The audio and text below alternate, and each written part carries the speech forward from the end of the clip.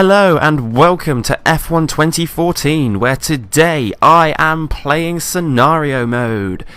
I am attempting to beat Fernando Alonso in the Spanish Grand Prix as a kind of remake scenario of the 2012 Spanish Grand Prix driving for Williams. So let's get into this. This could be a repeat of the 2012 Spanish Grand Prix. The Williams is leading, but even that might not be enough against the relentless pace of the crowd favourite, Fernando Alonso. Thank you, Ted, for that very in-depth analysis of what I just explained. You're very helpful there. But now, it's crunch time.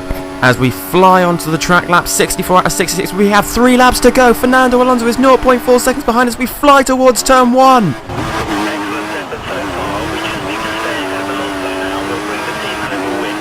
It's nice to know that there's 2 people now in this game who are completely useless at making everything I say absolutely worthless. But we now fly towards turn 3, 2, kind of depending on how you put the chicane. But that is the end of the first sector. We set a purple sector going absolutely incredibly. What was 0.4 seconds is 2.3 seconds. That is incredible. We fly through the second sector, heading towards the kind of uphill windy bit, which is horrible and always catches me out, and I just lock up, as you can see there. We're flying through the chicane very, very well there.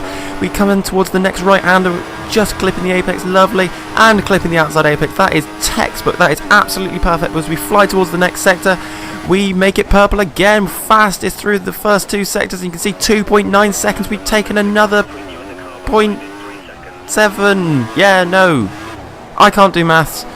0.6 of a second. 0.6 of a second. I really lost math there. But we get a little bit of oversteer out of that corner. Just a bit too much curve there. A bit tight coming through to the next part of the chicane. Go very wide, miss the apex. Go really, really wide through the next part of the chicane. Onto the kind of artificial grass runoff thing. Just clip the apex on the inside there. We're coming onto the start finish straight again for the next time. That made no sense at all.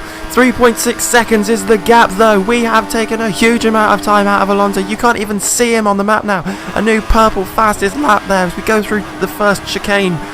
3 corners, kind of, if you want to count this long corner as part of the chicane still, but that does not matter.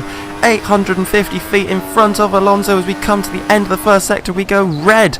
Terrible, terrible first sector there, but it's still more than enough to take some more time out on Alonso. We are 4.3 seconds in front of him. This is incredible. We come into the next corner a little bit too quickly, little twitch of oversteer as we come out of it, but we now fly towards the next corner at 150 miles an hour. Are we going to make a mistake here? No. Bit wide into the entry though, but that's not really as much of a problem. We did not lock up or anything. That's brilliant. We come into the next right-hander, which is a long right-hander, and if you mess it up, you can do exactly what I did and go very wide onto the gravel trap pit thing on the outside. But we come to the end of the sector again. We're still a very, very, very slow compared to the lap before. Big, big kick of oversteer. We are 5.4 seconds in front of Alonso. This is incredible. Screw you, Alonso, you prick. No offence intended to Fernando Alonso there in any way. But as we come into the last chicane section, we go very wide on the first, second, and not the third part of the corner. This is incredible. Alonso has gained a huge amount of time on us, but it's still not enough as we fly onto the start finish straight again. That was a terrible, 2.6 seconds slower on the lap. But what are we going to be in front of Alonso? Here it comes, 6.3 seconds. Holy crap, we come into turn 1, nail the first apex, just miss the second apex. Nice wide entry to the third part of the chicane. If you want to class it as part of the chicane, I don't care. You make your own bloody decisions. But we just touched the outside apex. We are 0.091 seconds behind our previous best, which isn't really much of a problem. Alonso is 6.9 seconds behind us. This is incredible. As we're on the last lap, we go very, very wide coming out of that corner, but we are on the last lap. We are 6.9 seconds in front of Alonso. It's going to be very difficult for us to lose it now. Big, big bite on the apex there, and a massive one on the next part of the corner. We come out that corner into the next part, and we just clip the apex. We're going very, very wide, massively run onto the gravel trap. We lose it a little bit and just touch the wall, but it's not going to be a problem with 7 seconds to spare to Alonso. We are 2.8 seconds down on our personal best as we go into the final sector of the final lap. The tyres are not looking brilliant, but Alonso has gained 2 seconds. He's 5.2 seconds behind us. Is it too little too late, however? As we come onto the last part of the track, the final chicane, The crowd are going mad. You can hear them in the background as we massively missed the middle part of the chicane and just missed the apex on the last part. But we're coming through the last corner. We are so far down on our fastest lap, but it does not matter. I have won the Spanish Grand Prix. Oh my God. My driver, as you can see, is absolutely ecstatic from winning that race.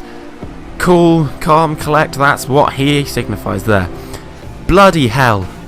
And just like in 2012, we see a Williams driver defending against the Ferrari to bring home a win in the battle for the Spanish Grand Prix.